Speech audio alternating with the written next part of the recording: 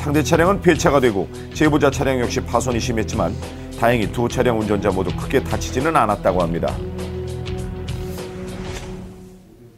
너무 위험한 도로인 것 같아요. 전부 다 지금 이게 중앙선을 갖다 놓은 그러네요. 아저씨도 그날 여기가 초행길이었다고 하시더라고요. 자기도 중앙선인 줄 몰랐던가 봐요. 급할수록 돌아가라는 말이 있죠. 길이거나 폭이 좁은 코너길일수록 더욱 서행하면서 안전운전 하시길 부탁드립니다. 네, 그러셔야겠네요. 여기는 인천광역시입니다. 저 멀리 사고 차량이 보이는데요. 차량의 파손 상태가 매우 심각해 보입니다. 택배 화물 차량인데 그 짐 싣는 화물 적재함이 전부 다 부셔져가지고서는 형체를 알아볼 수 없는 상태입니다. 아하. 오른쪽 차선까지 전복되면서 미끄러져 나오는 상황이었습니다. 도대체 무슨 일이 있었던 걸까요? 자, 조금 전의 상황으로 한번 되돌아가 보겠습니다. 저 멀리 사고 차량이 뭔가와 충돌한 후 미끄러지듯 밀려가는데요. 도대체 어떤 차량과 충돌하면서 사고로 이어진 건가요? 그 승용차가 좌회전 들어가려고 차선 변경하러 들어가면서 택배 화물차를 뒤쪽에 추돌하면서 사고 나는 것을 목격하게 됐습니다. 승용차 운전하셨던 분이 그날 이제 몸이 좀 안 좋으셨는지 본인이 이제 몸이 좀 불편한데 사고가 났다 그렇게 통화하시는 거를 들었습니다. 급하게 차선 변경을 하던 차량이 선행하던 화물차의 후미를 추돌한 것이었는데요. 자신의 급한 마음이 다른 운전자의 안전을 위협한다는 걸 꼭 명심하십시오. 깜빡이 없이 그냥 들어와 버린 거라서 갑자기 어떻게 할 방법도 없이 그냥 택시 기사분들이 그렇게 좀 많이 험악하게 타고 다니시니까.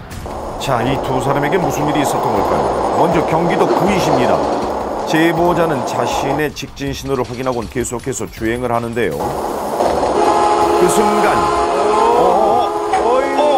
아이고, 다행히 아슬아슬하게 비켜갔습니다. 기부 차량들이 한 대 정도가 가더니 바로 연달아서 두 대, 세 대까지는 제가 확인을 하고 속도를 좀 줄이면서 가고 있는데 마지막에 안 보이던 택시가 갑자기 좌회전하는 바람에 이건 정말 무리했네요. 네. 제가 성격이 좀 다혈질이라 네, 미안하다는 제스처 없이 가버리는 택시에 화가 난 제보자는 이러면 안 되는데 그 뒤를 쫓기 시작합니다. 그리고는 얼마 가지 않은 택시의 앞을 가로막아 정차를 하고는 차에서 내리는데요. 이런 행동은 좀 곤란하죠. 네, 그래도 다행히 사과를 좀 하시네요. 예. 아이고. 뭐 아무렇지도 않게 얘기를 하시고 뭐 미안하다는 얘기만 하면 뭐 끝나는 줄 알고 그렇게 얘기를 하시더라고요. 거기서 좀 더 화가 난 거죠. 네, 그래도 다음부터 이렇게 길을 막으시면 안 됩니다. 더 위험한 행동입니다. 그게 조금 그렇더라고요. 네.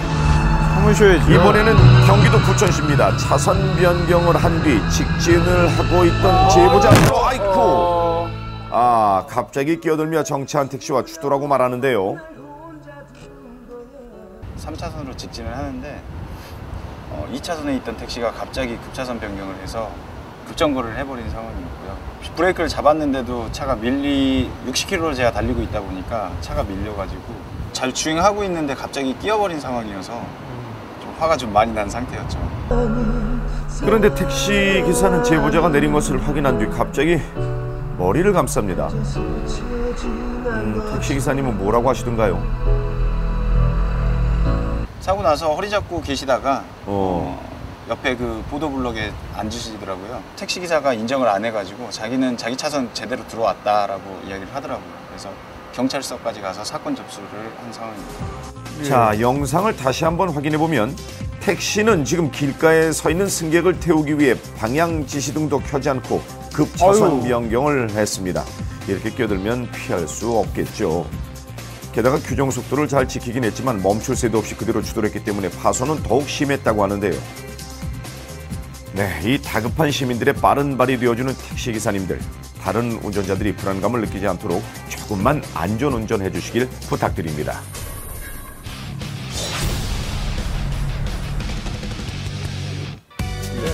지난 3월 블랙박스 100대 증정 이벤트로 많은 분들을 찾아뵀었죠.